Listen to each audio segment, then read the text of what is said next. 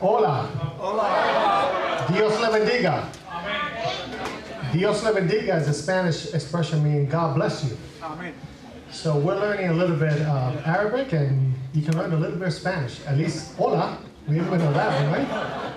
I'm Carmelo Mercado, or in Spanish we'll say Carmelo Mercado. In English, Carmelo Mercado. I'm the senior pastor of El Redentor Presbyterian Church in Oviedo.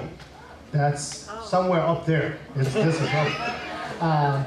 And I was also the past moderator of the Central Florida Presbytery of the Presbyterian Church USA. And it's been an honor to be here. And I want to thank you 2 times. First, for those who were able to come to our Interfaith service in Altamont last Sunday. And second, for extending an invitation for us to come and be here with you today. We're honored to be here, and we thank you for graciously and lovingly calling me so that I can invite a few members of our congregation. Entonces, raise your hand, okay? And thank you for the invitation to share, to pray, and to eat together. And I could never say no to food. So thank you. Hispanics, we love food and good music too. We love that. But on a serious note, we also want to express how deeply, at least for me, how deeply sorry I am that it has taken a violent tragedy in our beloved community in Orlando, and the largest mass shooting in U.S. history, to bring Latino, LGBT, and Muslim friends and communities together. Historically, our communities have been so far apart from each other. And I'm sorry for that. I'm sorry for missing out in meeting new and wonderful people like you, people of faith and of no faith, that together we're united as friends. We are all children of God. We are all created equally. We are all loved unconditionally. And in fact, we have a lot of things in common. Besides our common humanity, we also are children of Abraham. We are co-workers for social justice. We are called to surrender our lives for the sake of peace.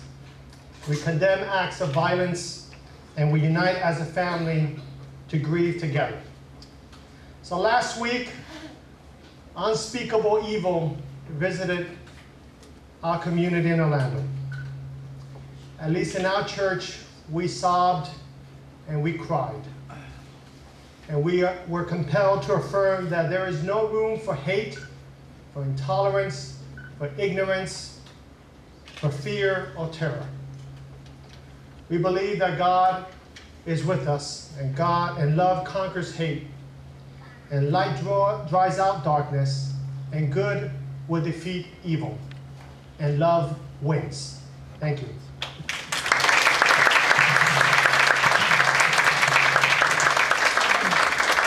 Thank you, Reverend. Very powerful words. And now I'd like to invite Reverend Derek from Salem Lutheran Church. Thank you.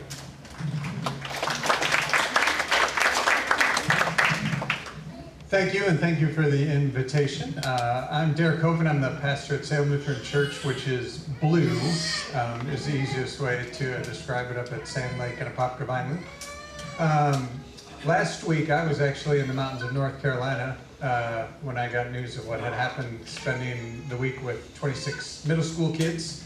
Middle school kids are my favorite group of people because they are capable of depth of thought, but they are silly. So I was immersed amidst silliness while this community was living through a tough tragedy.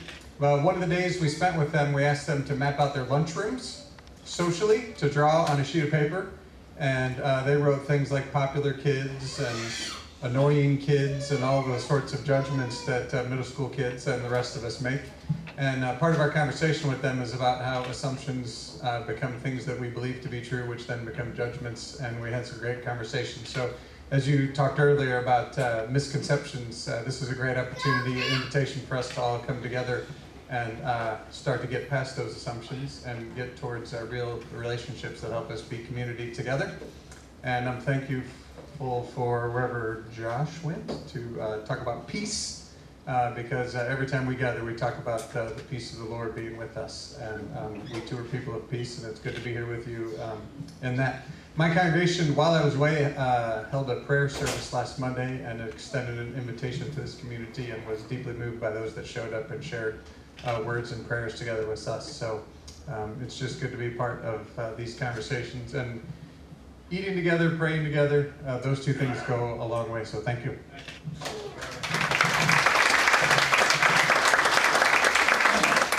Thank you, Reverend Derek. And now I'd like to invite one of my very close friend, Jim Collins. He's a very important leader in our community when it comes to interfaith, and he's, I think, the director of Interfaith Council of Central Florida.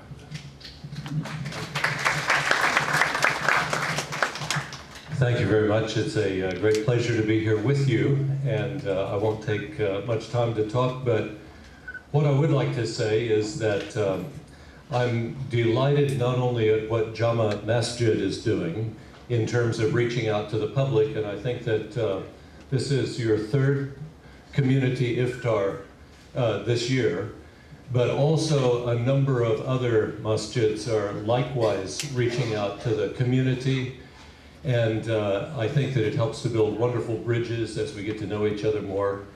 As you go back to your respective house of worship, whatever it might be, whatever faith tradition you come from, you know, I'd like to have you encourage your congregation to do similar type things, inviting others to come in that you can get more acquainted. And so we thank you for setting a good example for us. And I think this is my 5th iftar this Ramadan so far.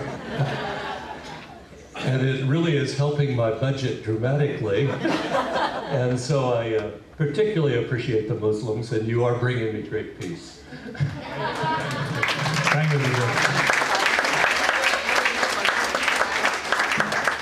Thank you very much. Now I'd like to invite Ms. Stephanie from the Quakers.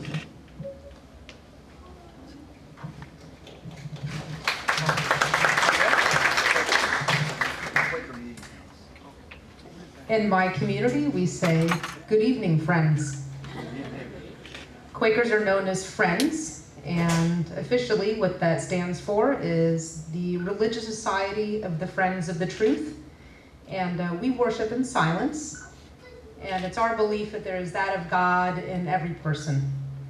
And worshiping in silence together allows us to find that voice of God that speaks in ourselves, and that really all of us are ministers to one another in the world and in our meetings. We call, when we gather together, a meeting for silent worship. And I identify also as a member of the LGBT community. And it was a great tragedy for our meeting on Sunday when we learned of what happened in downtown. One of the great testimonies of the Quakers, we don't have dogma or creed in our tradition, but we have testimonies, which is a way that we aspire to live out our faith through our actions. An easy way to remember them is an acronym, which is SPICE, S-P-I-C-E. So simplicity, peace, integrity, community, and equality are those testimonies that we aspire to live out in our Quaker faith. So with this opportunity, I would just like to invite us, if you would all humble me, and if we could enjoy a minute of silent worship together, and just in that space, listen for that voice of God in yourself.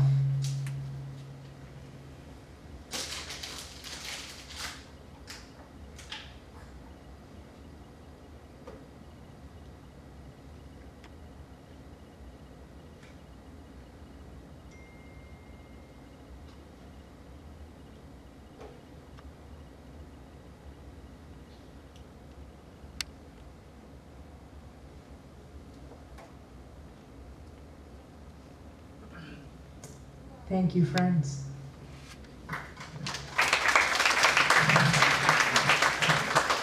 And then the last speaker that I'd like to request, and after that I can open up, anybody can come and share their views. From Mormon Church, we have Miss Elizabeth. Right here.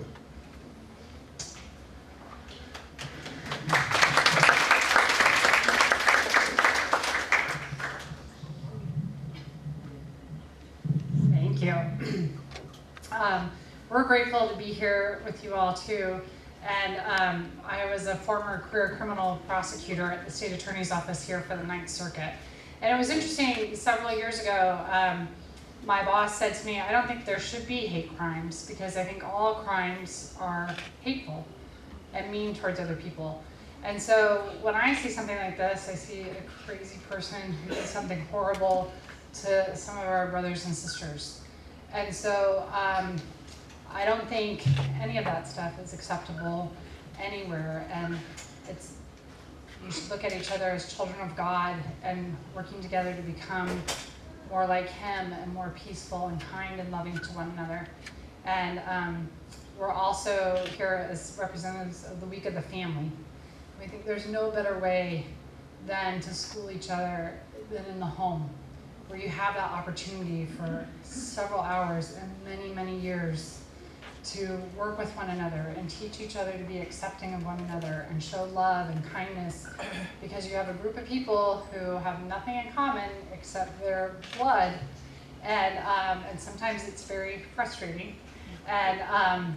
But as we learn to love one another and then we extend that love outside of our homes, we can be the balm of Gilead to one another and show compassion to one another. And so just be kind to one another. And as they've talked about, not labeling one another except as, he's my brother or sister. And so I need to treat them with respect. And hopefully at home they are respectful to their brothers and sisters and mothers and fathers. And I know that God will bless us in this endeavor. And I'm grateful this even started before the tragedy happened. So I'm grateful for the outreach and for the different opportunities I had, like to meet Fatima and have her invite me here at a different interfaith conference, a women's conference, so that we were brought together to find out our commonalities and how we can better Orlando and become stronger and more like the people that we worship. Thank you so much. So at this moment, I'd like to request anybody who would like to share his or her views to come and share your views. I have one person in this gathering who, when he speaks with full power, and he's so energetic and he's so, motivating. I just wish if he was an imam, he could have filled the mosque up with his oration. And I will need Brother Neil.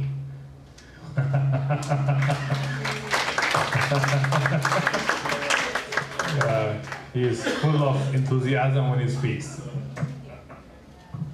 Well, good evening, everybody. And thank you for all coming out. I'm the executive director for the Arab American Community Center. And our board actually have Christians, have Muslims, have Druze, we have our advisory board Jewish Americans. So I'm similar to my friend Jim over there. And basically I think what we need now, and actually a lot of the community think I'm Christians. I don't wear my Muslim hat, I'm a Muslim, I'm a proud Muslim. And I don't wear my Muslim hat, I identify myself as an Arab American. Because our role is to bring everybody together, to love each other. Okay? So now our community really in need of our Christian community. So if you see a hijabi lady, go out to her, hug her, show her there is no fear. We are with you. You are not to blame. Okay? You didn't commit this act of terrorists. Okay? All the Muslim community, all the world condemn terrorism. Okay? Some of them hijacked our religion. Okay? But that doesn't present our religion.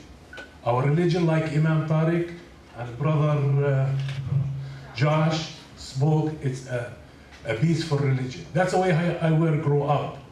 My mother never wore the hijab. My wife doesn't wear a hijab. And we are good Muslims because we have the values. And if anybody know me, they know the values that we bring to our community. So thank you, everybody. Thank you, Imam Tariq. And God bless you all.